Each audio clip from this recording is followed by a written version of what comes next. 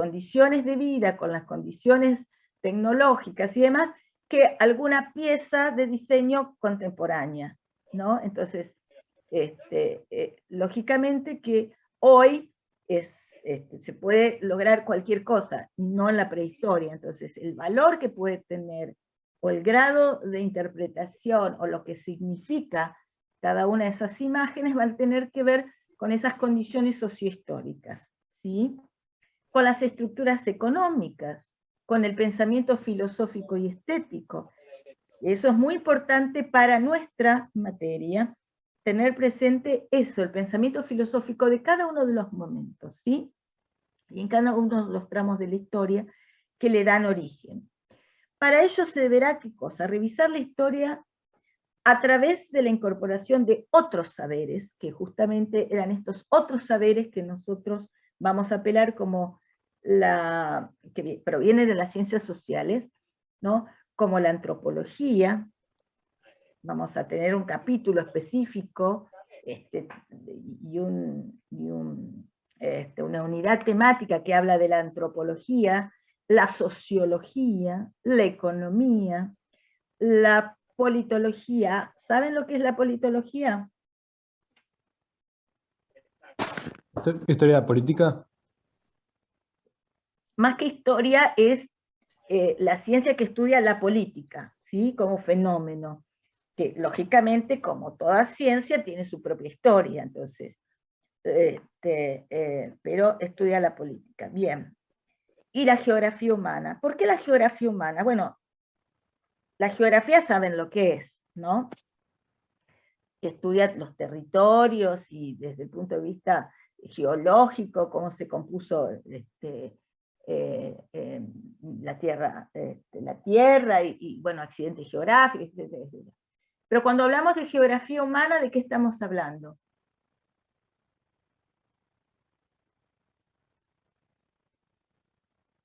¿Cómo se va Eh, moviendo Estudio la de gente, puede ser?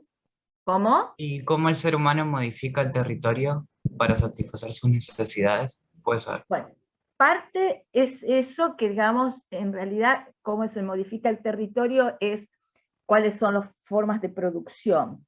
Generalmente la geografía lo toma en función a las condiciones naturales de ese territorio, ¿no es así? Es decir, cómo transforma esas condiciones naturales, porque el hombre hoy, en este grado de globalidad, ha transformado y puede transformar las cosas sentado en una computadora, pero la geografía humana trabaja como con esos recursos que tengan, sean ríos, sean mares, sean lagos, etcétera, cómo se fueron transformando y cuáles son los tipos de producciones según las condiciones geográficas, ¿sí? Eso va a ser muy importante, sobre todo cuando veamos historia antigua, historia medieval, porque lógicamente que vamos a hablar de los recursos naturales de ese momento. Hoy los recursos pueden ser otros a partir de las comunicaciones, a partir de muchas cosas. ¿Hay alguien que habló de los movimientos de los seres humanos? ¿O de la población? ¿Quién dijo algo así? Yo abrí. Sí. ¿Qué dijiste? No, pensé que podía ser como cómo se va moviendo la gente de un lugar a otro. También por lo que dijo eh, esta persona, que se va Bueno, modificando y eso.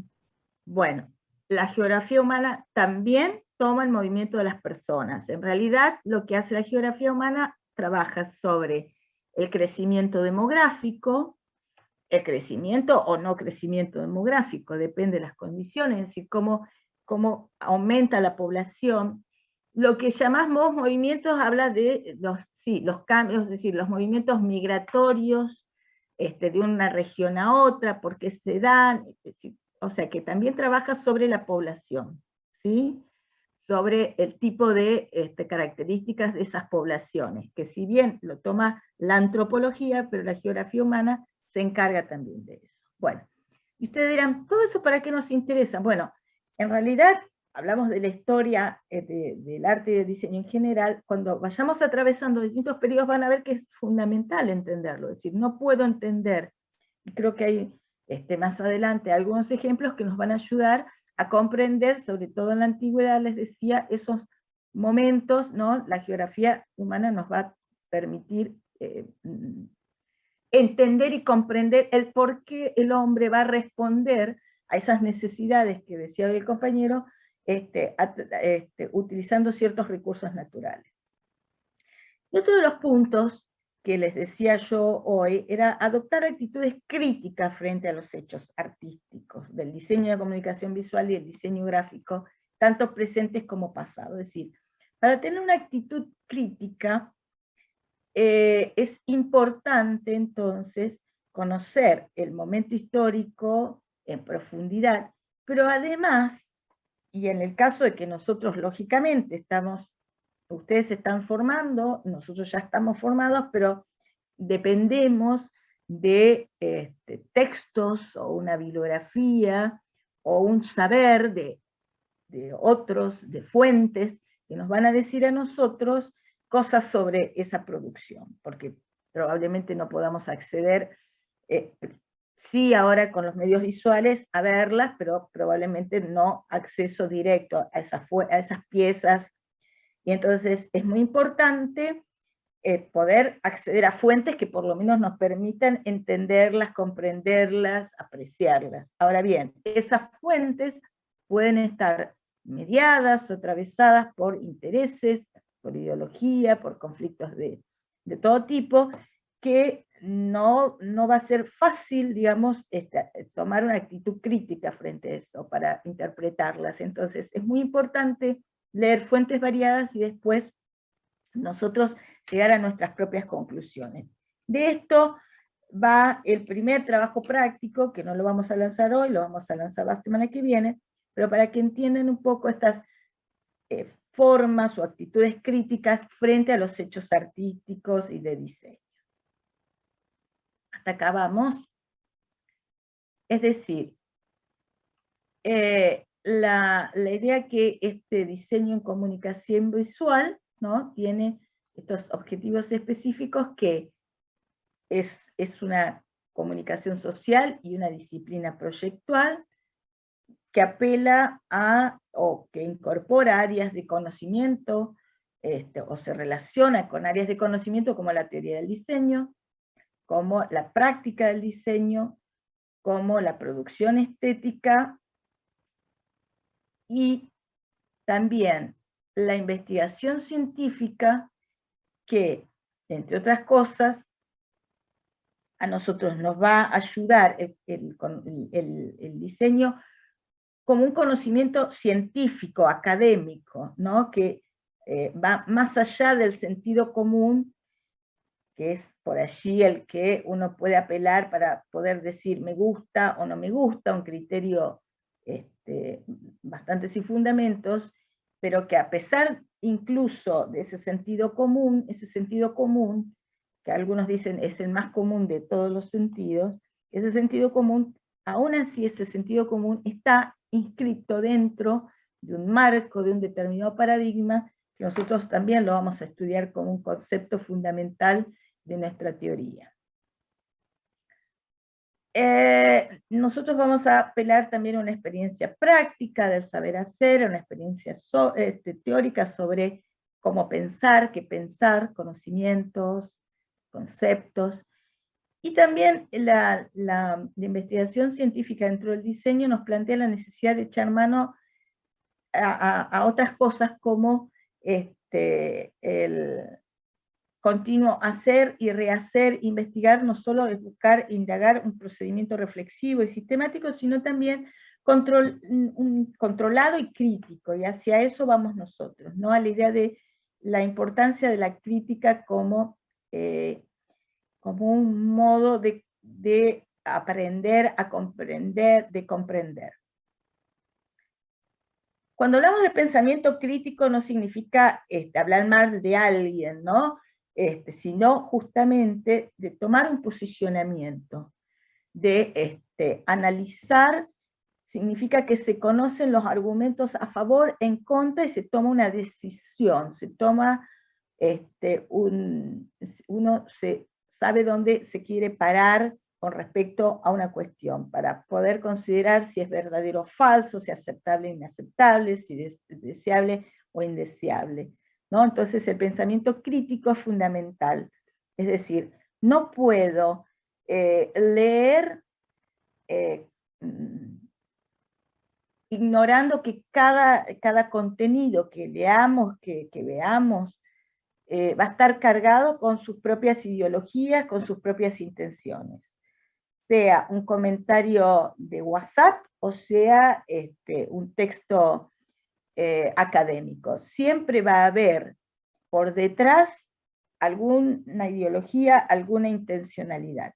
Y lo importante es que en cada caso nosotros tengamos los argumentos a favor o en contra de ese posicionamiento, de ese ejemplo, de esa pieza gráfica, de ese cuadro, de lo que veamos. Incluso también, hoy Analía les comentaba que nosotros trabajamos con material también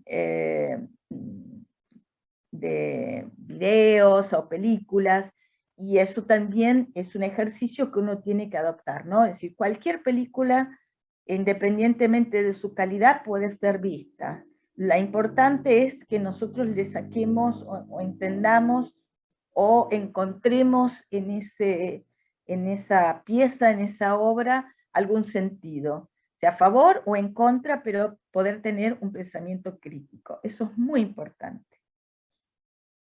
Y también el objetivo de este pensamiento crítico es comprender un texto o un contexto histórico, interpretando su implicación situacional en los acontecimientos históricos, es decir, dónde se ubica esa pieza, en qué momento, en qué sitio. No es lo mismo, sobre todo no hoy con el grado de globalización es importante y que, bueno, alguien que diseñe, no sé, en cualquier rincón del universo, puede ser entendido, interpretado por alguien que esté en el otro rincón del universo. No pasa lo mismo con otros periodos de la historia donde tiene mucho que ver esa producción con el medio local, con su entorno, con su contexto histórico. Y esto es muy importante para el pensamiento crítico, poder entender la historia desde ese lugar, no desde el hoy, sino tratar de comprenderla desde ese lugar. Y también las disciplinas metodológicas importantes del método histórico crítico, que tiene que ver con la crítica textual, es decir, de los textos de los que ustedes van a acceder y a leer. Parte de ellos son los que están en la bibliografía. El análisis de esos textos, la redacción crítica, la crítica literaria, la crítica de forma, de tradición, son todas cuestiones que entran dentro del pensamiento crítico. Bien, entonces, resumiendo, la producción estética o la producción del arte y del diseño durante todos los momentos, cualquier momento de la historia, va a estar dentro, vamos a estudiarla dentro de una condición sociohistórica, es decir, qué es lo que está pasando en ese momento y en ese lugar.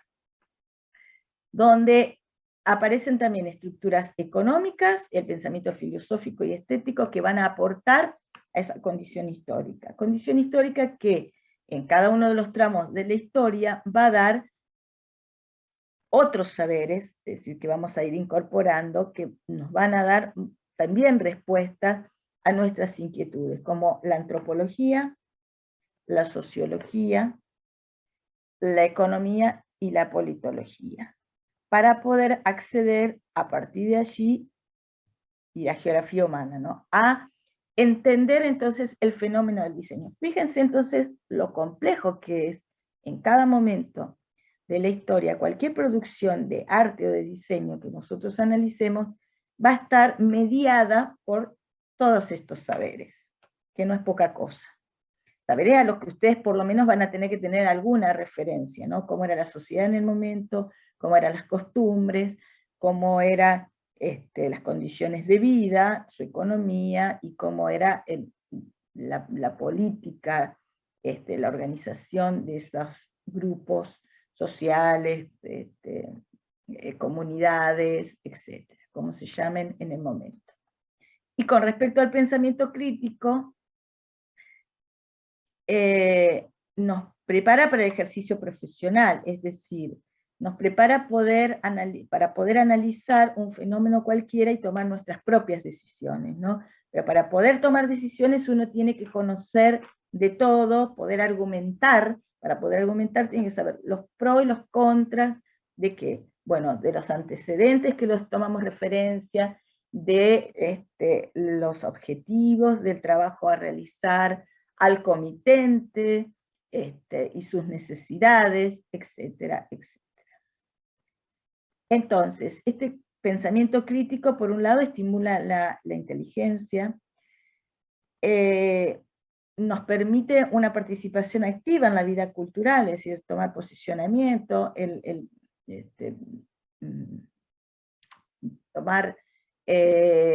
poder argumentar, y también en la vida social, ¿no? La vida cultural, participa en la vida social y cultural.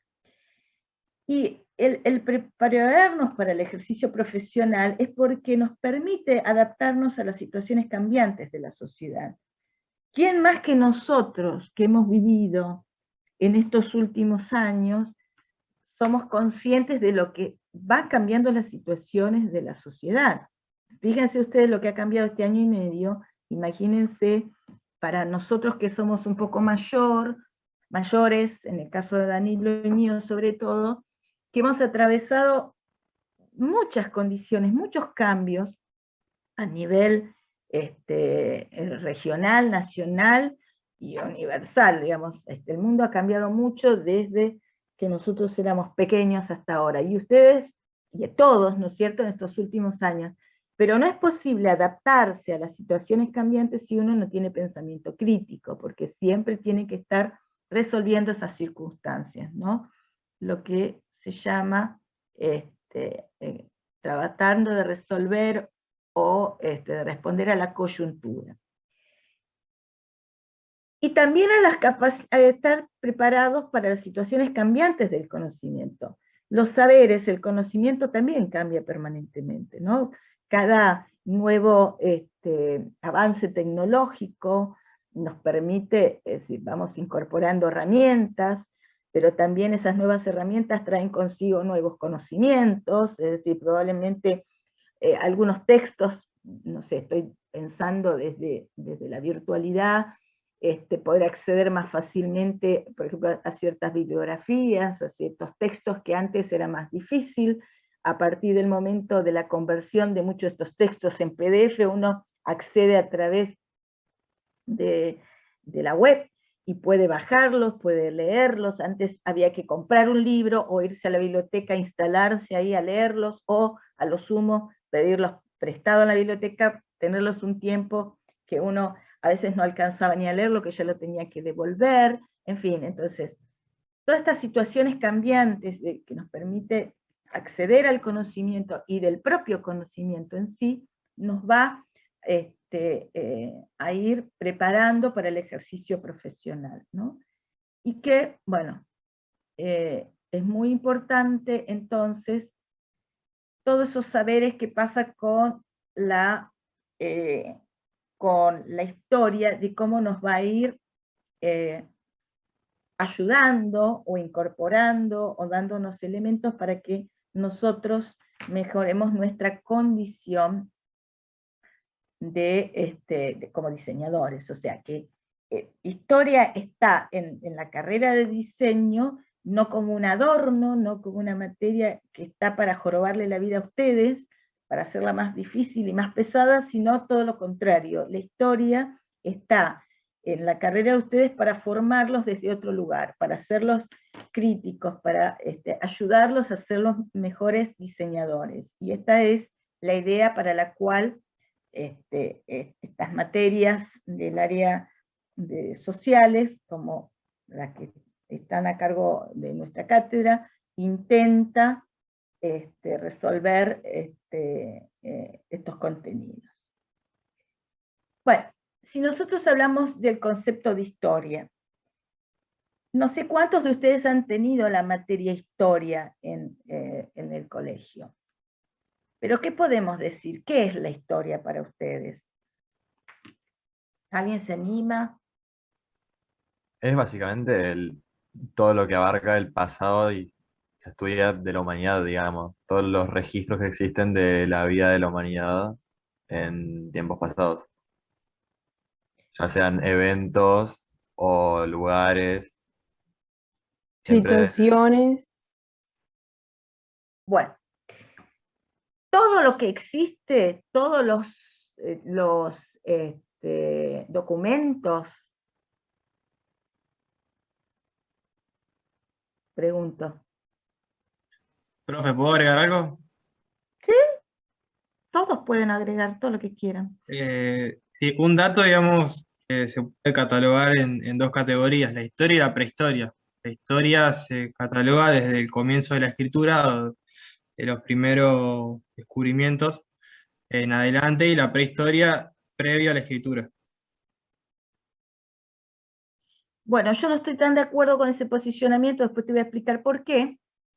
Porque la escritura no nace de un repollo, la escritura nace de una civilización, de un determinado, otros saberes y otros procesos. No es que de un día para otro alguien se levantó y dijo, chicos, vamos a inventar la escritura, y apareció la historia. No es así. Entonces, cuando uno habla de la historia, tiene que tener, o sea, es uno de los factores por los cuales le da, los historiadores o la historiografía marca el comienzo de la historia, pero no es único. Cuando tu compañero, y sí, es cierto que hay un antes y un después, es decir, hay un antes de la historia que se llama prehistoria, en que cuando comienza la historia vamos a empezar a hablar de una era que se llama la Edad Antigua, pero cuando el compañero decía, son todos los documentos dijiste, ¿no? No me acuerdo quiénes, no los veo, así que no sé quiénes hablan. ¿Quién dijo? ¿Eran todos los documentos, dijo? Por favor. Sí, habló de todos de los registros. Los registros. Todos los registros, ¿qué les parece a ustedes? Yo creo que estudiamos como sí los hechos, pero los que nos rodean para nuestra cultura y no sé cómo explicarlo, pero la historia que estudiamos nosotros acá en Argentina y en la secundaria no es la misma que va a estudiar a alguien en España, por ejemplo. Entonces, no estudiamos todos los hechos. No todos los hechos. Tampoco la historia que estudiaron ustedes en Argentina, la misma historia que estudié yo en la Argentina, porque cambiaron muchísimo los contenidos de las materias, muchísimo la cantidad de historia que se enseña en los colegios. Nosotros teníamos de primero a quinto historia, 5 años de historia, y pasábamos desde Egipto y Mesopotamia hasta la Argentina y Santa Fe, y atravesando todos los distintos momentos de la historia del mundo occidental. O sea que tampoco es que solamente Argentina estamos hablando, sino que también de acuerdo a cada momento de nuestras propias condiciones políticas y culturales, cómo se va adaptando esa historia. Pero no tiene que ver solamente con lo que uno aprende o no aprende, o se enseña o no se enseña en las escuelas, porque independientemente de eso, los hechos y los acontecimientos suceden, ¿sí? Independientemente de qué es lo que se enseñe o no en los colegios, ¿se entiende?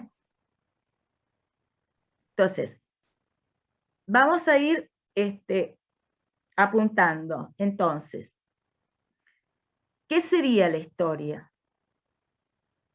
A ver si podemos ir despejando. Y es que, a ver, Los historia... acontecimientos. No, dale, ¿Eh? habla. Yo diría que es como un relato. Los acontecimientos significativos de la vida social, o sea, de cualquier lugar o Significativos, ¿para quiénes? para la sociedad y para el mundo en realidad. porque abarca un Para quien la montón cuenta. de lugares. Los que sean relevantes para el momento en el que nos ubicamos y el Y lugar en para, el que nos ajá, encontramos. y para una cultura en particular, no cualquiera. Bueno, porque si decimos la historia son todos los hechos del pasado, nosotros hoy estamos aquí reunidos y es un momento de la historia, ¿o no? ¿Estamos haciendo historia o no? Cuando Claro, pase del pasado y del presente sería, porque nosotros vamos formando la historia todos los días. Bien, ahora, nosotros estamos aquí reunidos en un Zoom, la profesora está dando clase hablando del concepto de historia. ¿Va a estar en algún libro de historia, algún investigador, va a estar en un libro de historia este acontecimiento de ahora? No. No, excepto que porque cambie algo. No, porque no es relevante.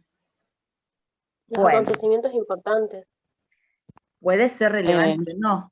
El que dijo que no es relevante, en mi clase ya se puede dar por insuficiente en el examen. Puede No. ser relevante también porque estamos en un hecho pandémico y Bueno, esto en más realidad años. no es relevante mi clase de historia del día lunes 23 ni la primera clase. Lo que sí es relevante es que probablemente dentro de unos años quien haga la historia de la universidad en la pandemia o de la Universidad Litoral o de la FADU-UNL durante la pandemia, lo que va a ser relevante es el cambio, ¿no?, de la metodología de enseñanza-aprendizaje a través de los medios digitales o a través de la virtualidad, ¿sí? Eso sí puede ser parte de la historia. ¿Por qué? Porque cambió las condiciones de cursado de los estudiantes, ¿no?, de la carrera de arquitectura y de los diseños en comunicación visual y diseño industrial. Eso sí va a ser parte de la historia. No ahora que son para mí las 4 menos 10, que les voy a hacer un pequeño recreito, a ver si no se van a aburrir mucho, y entonces, antes de arrancar con el concepto de historia. Entonces, eso sí es relevante, ¿no? Estos cambios que dieron lugar por la pandemia. No va a ser relevante exactamente este momentito de que nosotros estamos discutiendo sobre la historia. Entonces, para eso vamos a hablar, y cuando volvamos del recreito, entonces, etimológicamente la palabra historia definida como la narración, descripción, ya vamos a hablar de alguien que dijo que es un relato. Investigación de los acontecimientos históricos humanos, pretéritos, o sea, del pasado. Y relacionada con el verbo griego que significa observar. Es decir, son todos los acontecimientos y la observación de esos acontecimientos. Ahora bien, podemos decir que por un lado, desde el principio que la palabra pasó a tener 3 significados. Una es la acción humana del pasado en sí mismo, es decir, todos los acontecimientos del pasado. Ahora, ¿son todos? No, son aquellos que sí fueron relevantes ¿para quién? Para una sociedad o que cambiaron el transcurso, cambiaron el curso de un devenir de algunos, de la historia de algún pueblo, o de la humanidad toda, o de alguna región, etc. Y después puede ser también la indagación, narración o relato del hecho pasado, es decir, no solo el hecho es historia, sino que su relato, como se cuenta esa historia, y también hay una ciencia o disciplina que estudia el pasado. O sea que son 3 formas de entender la historia, y después que nosotros volvamos del recreo, que nos vamos a tomar unos 10 minutos para poder arrancar en 15, pero tómense 10.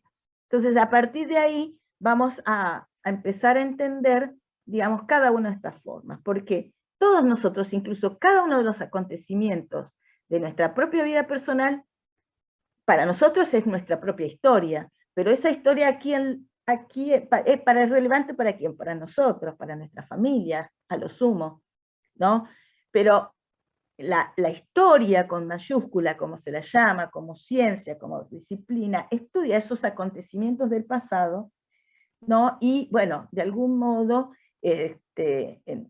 no quiero avanzar más, quiero volver cuando volvamos del recreo, a empezar a entender esta idea que también hablaba la compañera del relato. ¿Por qué esa famosa palabra relato aparece. ¿Qué es un relato, no? Bueno. ¿Les parece que hagamos entonces, sincronicemos relojes? Yo tengo 4 menos 5, ¿puede ser? Sí. Sí, 4 menos 5. Bueno, en 10 minutos más o menos nos volvemos a encontrar. Bueno, el que tiene 4 menos 10, en 10 minutos nos encontramos. A las 4 para él, a las 4 y 5 para nosotros, ¿sí? 4 y 5, 4 y 10. Bien. Hago una pregunta. ¿García Valentina está presente? Sí, ¿Vos sos Valentina Belén? sí, Valentina Belén. Perdón. Ah, bueno, vos no estás condicional, directamente vos figurás en Sioux Guaraní. No, yo sí estoy. Hay una compañera que tiene el mismo nombre que yo. ¿Exactamente igual? Sí, sí, sí. Pero lo que bueno. estoy preguntando es El DNI. la Pregúntale alumna el DNI. Valentina García, que hoy reclamaba que estaba como condicional, que pasaba de arquitectura a comunicación visual. ¿Es Valentina Belén o hay otra García Hay Valentina? aparentemente otra Valentina Belén. Sí, sí, sí. Ese Hay es otra. Pedile el DNI. El documento 44, mejor dicho, el legajo, no sé si es 44 6 2 4 4 5 7. Claro, esa no soy yo. Es la otra chica. O sea, ¿hay dos García Valentina Belén? Sí. Sí. Cuidado, Wow. Va a ser un problema grave. Bueno, ¿me podés decir por las dudas, queda todo el resto, vaya al recreo nomás, no quiero robarle más recreo, pero para colmo no sabemos ni cómo identificarlo, o sea, María Belén García, la que no está, la que está como condicional, ¿podés decirme el número de documento, por favor? Sí, 44 632 307. Bueno, gracias, para poder pasarle porque